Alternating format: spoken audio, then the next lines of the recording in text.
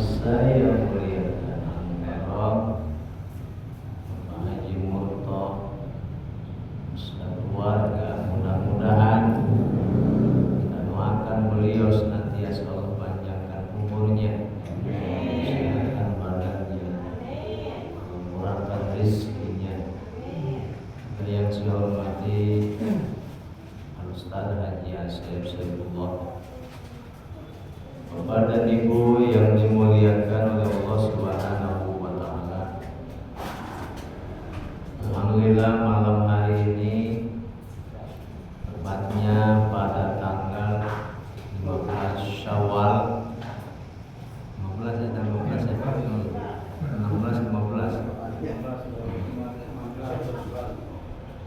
pertengahan bulan Syawal,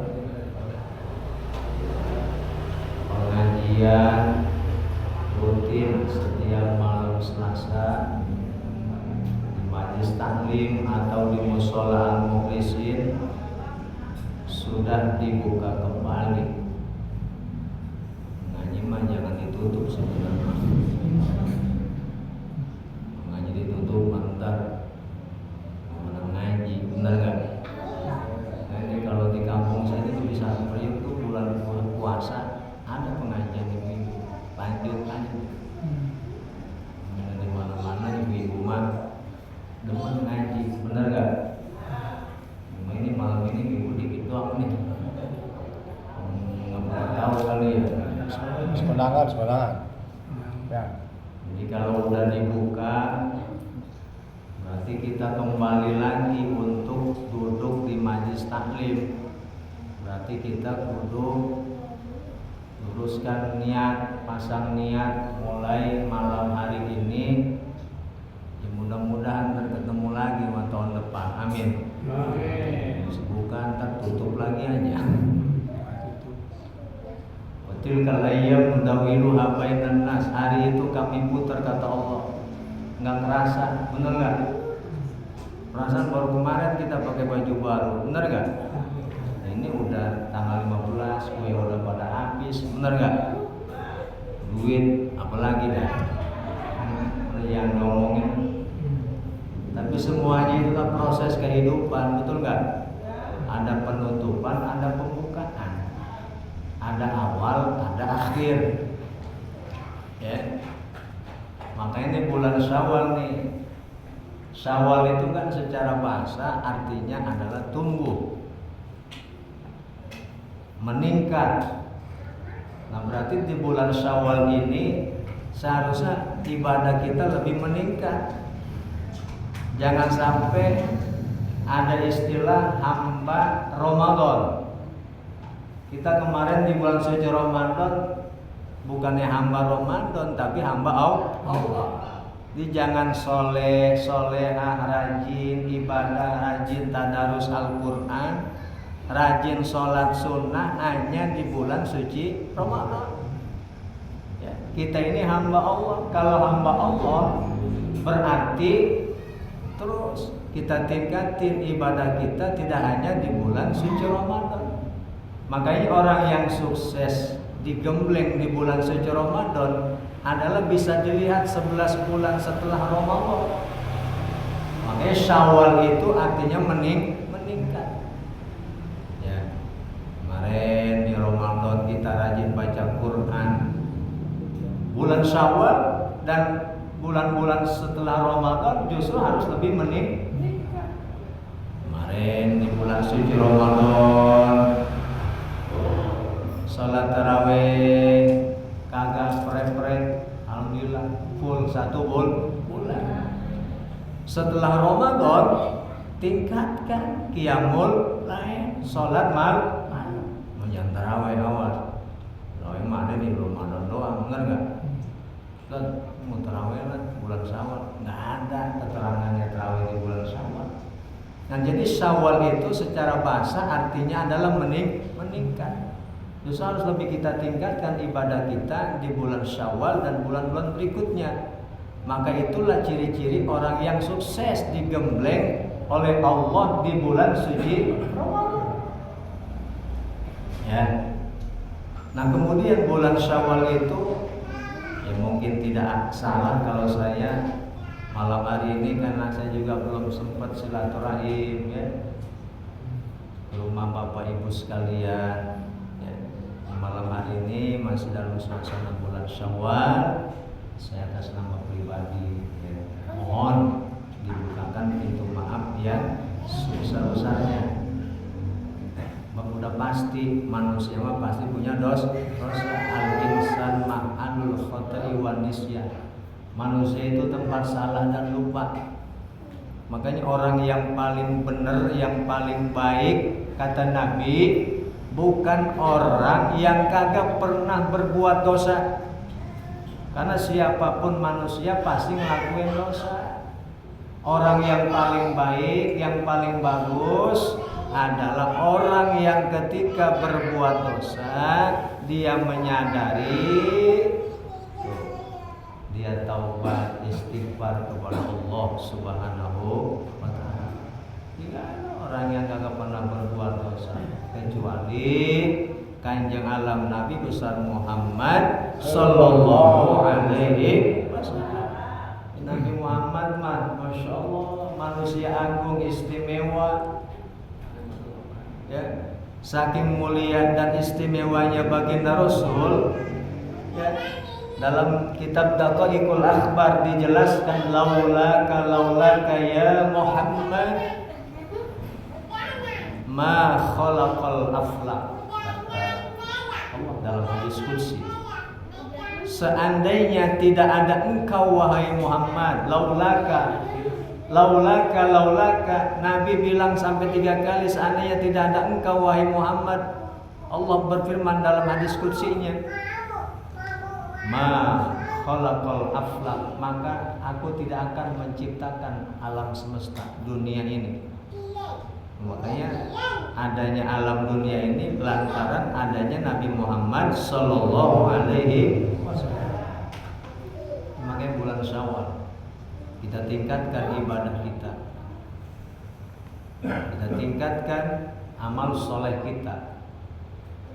Makanya kalau kemarin di bulan suci Ramadan kita puasa Ramadan 1 bulan full, maka di bulan Syawal masih ada waktu.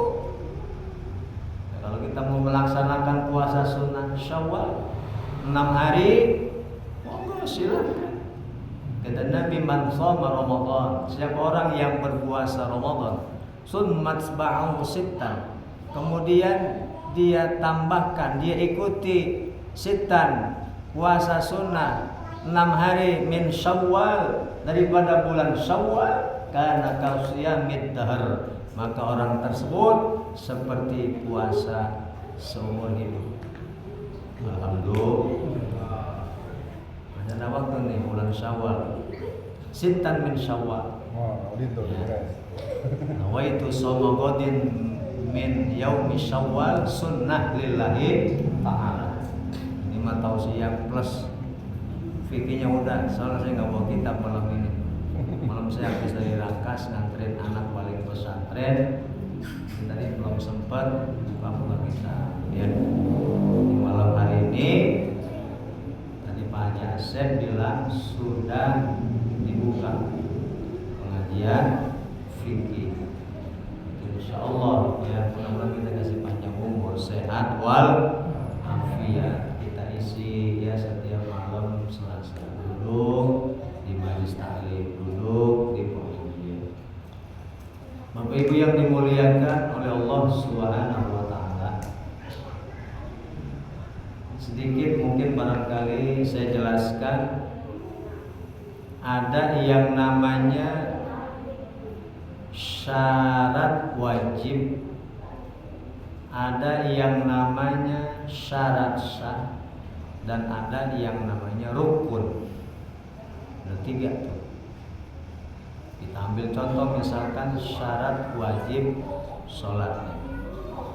Yang penting kan sholat ya. Karena sholat itu ibarat bangunan adalah seperti tiang. Maka dalam rukun Islam itu Rukun Islam yang pertama apa? 2 kalimat syahadat. Pondasinya harus kuat. Karena syahadat itu harus kuat. 2 kalimat syahadat harus kuat. Rumah kalau pengen kokoh, pondasinya harus kuat. Ini ada syahadat tauhid, ada syahadat rasul. Jangan sampai kita lupa. Bab ciri orang Islam itu dia harus mampu mengucapkan 2 kalimat syahadat. Ini pondasi benteng iman kita, apalagi kita hidup di zaman sekarang. Tantangan zaman sangat dahsyat, luar biasa. Dan kita nih orang Islam jangan meleng. Yang orang Zionis, orang-orang Orientalisme Barat, orang Yahudi, Nasrani enggak senang sama orang-orang Islam. Makanya pondasi kita harus kuat.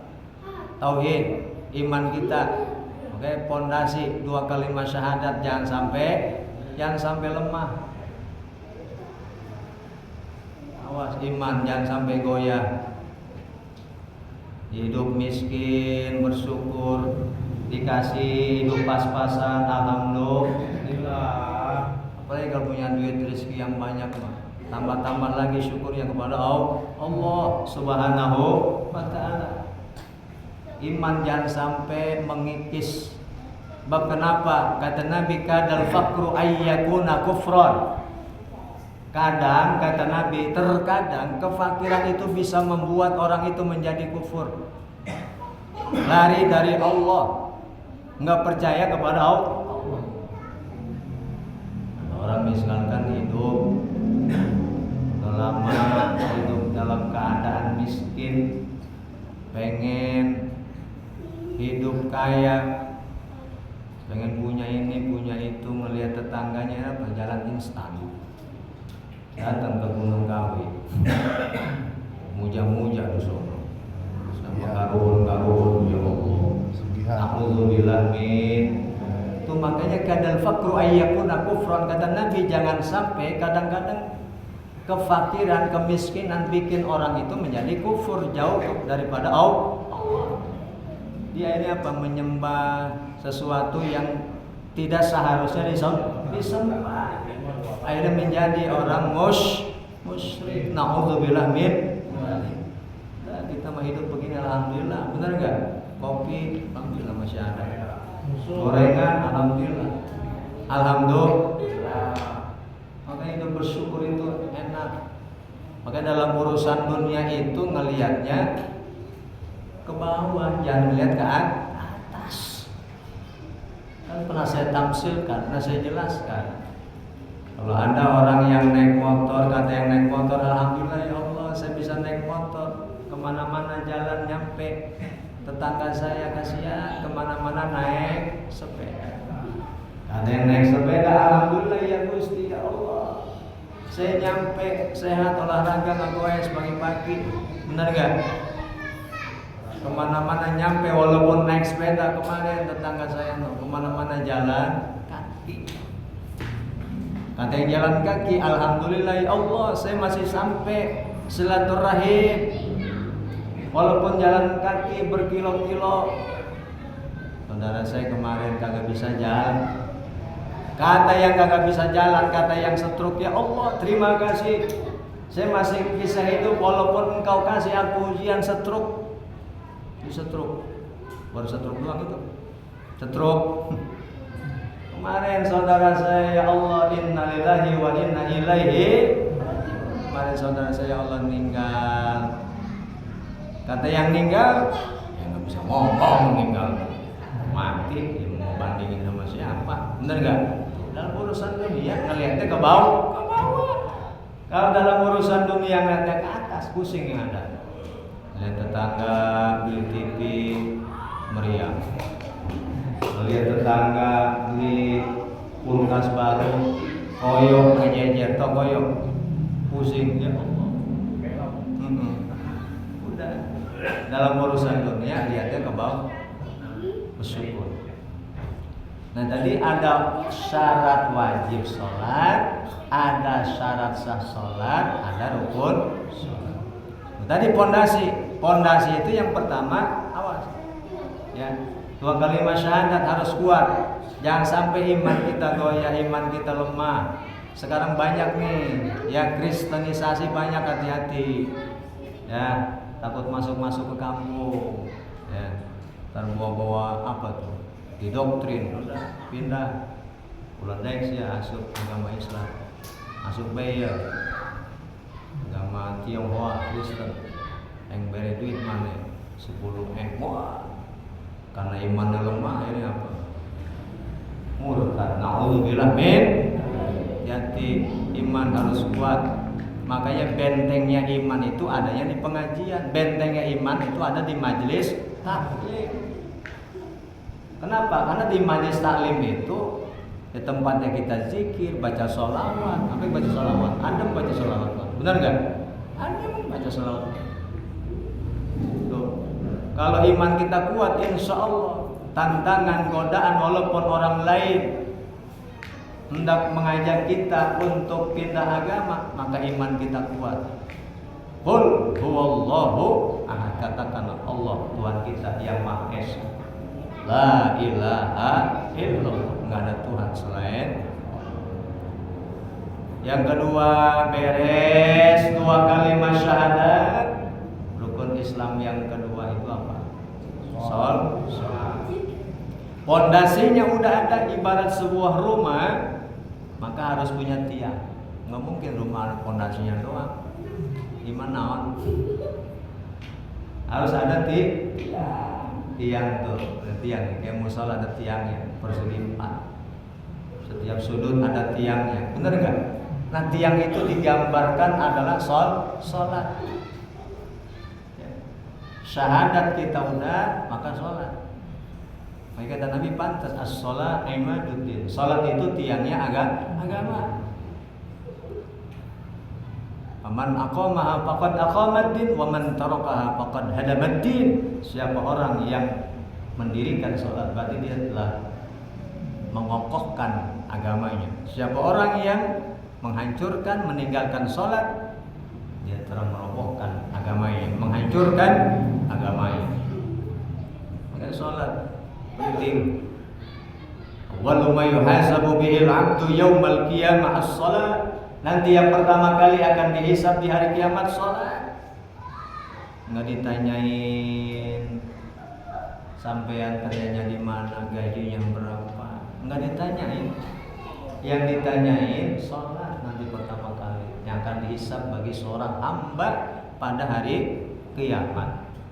Nggak, sholat kita bagus, sholat kita perbaiki. Mengapa kita harus sholat? Karena sholat adalah kewajiban. Salat itu diperintahkan oleh Allah Subhanahu wa taala melalui firman-Nya, wa aqimus shalah. Maka dirikanlah oleh kalian, kata Allah, as-shalah, salat. Kalau kembali kepada usul fiqh, al-aslu fil amri lil wujub, bahwa asal sebuah perintah itu wajib, harus dikerjakan. Ini makanya kalau ada perintah dalam Al-Qur'an, ayat yang menunjukkan perintah dalam Al-Quran, berarti menunjukkan bahwa itu adalah sesuatu yang wajib. Jadi kalau ada yang nanya kenapa kita harus sholat, karena sholat adalah perintah dari Allah, kewajiban yang harus kita kerjakan. Apa itu sholat? As-sholat lughatan ad-du'a. Sholat menurut bahasa artinya doa. Nah, kita sholat itu mendoa. Sebenarnya kita lagi ngedoa, lagi sholat tuh ngedoa. Mana contohnya? Rabbi gfirli warhamni wajburni warfa'ni warzuqni wahdini wa'afini wa'fu anni. Bacaan duduk di antara dua sujud itu kan mengandung doa. Berarti orang yang lagi sholat hakikatnya adalah dia lagi doa. As-sholat lughatan ad-du'a. Sedangkan menurut bahasa, sholat adalah amalan yang diawali dengan takbiratul ihram, diakhiri dengan salam, dengan syarat dan rukun-rukun tertentu. Kalau sholat diam aja, sholat nggak ada rukun qauli, ada rukun qalbi, ada fi'li. Ada qalbi, qauli, fi'li. Ini mah kilas balik aja secara umum fikihnya. Qalbi itu hati artinya. Ini kalau sholat itu memang ini kalau kita belajar fikih tasawuf susahnya di sini nih. Karena kita sadar ya, kalau lagi sholat pikiran kita masih kemana-mana, betul nggak? Hati kita masih melayang, ya Allah, termasuk yang ngomong. Ya. Kita belum bisa khusyuk 100%. Ya. Jangankan kita, kelas-kelas sahabat Nabi aja untuk khusyuk itu sangat susahnya, luar biasa. Nah, suatu hari Nabi di hadapan para sahabatnya, Nabi bertanya, wahai para sahabatku, siapa di antara kalian yang bisa khusyuk dalam sholat, maka akan aku hadiahkan, rida, kata Nabi, sebuah sorban kesayanganku, kata Nabi. Abu Bakar, Umar, Utsman tidak bisa khusyuk dalam sholat. Sayyidina Ali mencoba, ya Rasul, saya ingin mencoba. Itu Sayyidina Ali sholat yang diperintahkan oleh Rasul, rakaat pertama, kedua, ketiga, mungkin sholat zuhur waktu itu. Ya. Benar, Sayyidina Ali tidak teringat apa-apa. Tapi begitu rakaat terakhir sebelum beliau salam, Sayyidina Ali teringat oleh ucapan Nabi, apa? Sorban. Berarti lagi sholat mikirin sorban. Masya Allah. Khusyuk apa tidak Sayyidina Ali? Tidak, ya Allah. Jangankan kelas kita, kelas sahabat Nabi yang susah. Makanya wajar kata Allah dalam Al-Quran surah Al-Mu'minun bahwa alladzina yarisunal firdaus, orang-orang yang khusyuk di dalam sholatnya nanti akan Allah kasih, Allah akan sediakan surga firdaus. Insyaallah ya. Bagaimana supaya sholat kita khusyuk? Ya paling tidak kita tahulah ilmunya ya. Walaupun prakteknya kita masih 50% ya. Bagian teorinya. Pertama nih, di sholat emang harus tenang ya. Jangan tergesa-gesa. Kalau tarawih kayaknya nyari tarawih musola yang paling cepat kayaknya. Kalau sholat tarawih kayaknya untuk khusyuk kayaknya susah, mendingan di rumah berjamaah ya. Kalau di musola kadang ya Allah. Tapi kalau di rumah nggak ada syiar ya. Nah jadi harus tenang yang pertama. Yang kedua, sebelum kita niat kan dalam kitab itu dijelaskan ya. Pertama kita dianjurkan untuk membaca muawwizatain. Apa muawwizatain? Ya. Al-Falaq dan An-Nas. Baca tuh. Baik sholat munfarid sendiri maupun sholat berjamaah. Baca Al-Falaq 1 kali, An-Nas 1 kali. Tujuannya apa? Minta perlindungan kepada Allah agar kita itu khusyuk di dalam sholat. Sebab yang namanya syaitan, masya Allah, luar biasa, akan terus menjerumuskan dan menggoda manusia. Jangankan orang yang kagak ibadah, lagi ibadah aja digoda sama syaitan. Dalam keterangan kitab itu ada, dalam kitab Nasoihul Ibad, ada namanya setan walhan. Pernah Bapak Ibu ketemu? Pernah? Sama saya juga. Setan walhan itu setan yang mengganggu orang yang lagi ibadah.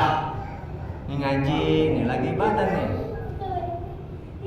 Walhan tuh kadang-kadang suka ada aja. Dia di pojok-pojok. Kadang umur juga ini mata udah ngantuk, pantat udah goyang-goyang, pengennya cepet mulu ngajinya. Bener nggak? Walhan. Sholat sama tuh pengennya terburu-buru, was-was allazi yuwaswisu fi sudurin nas. Hati-hati yang bikin was-was di dalam hati manusia. Makanya Al-Falaq An-Nas. Beres Al-Falaq An-Nas, baca itu doa yang diajarkan sama Nabi, Rabbi a'udzubika min hamazatis syayatin wa a'udzubika Rabbi ayyak baru dan niat usolli.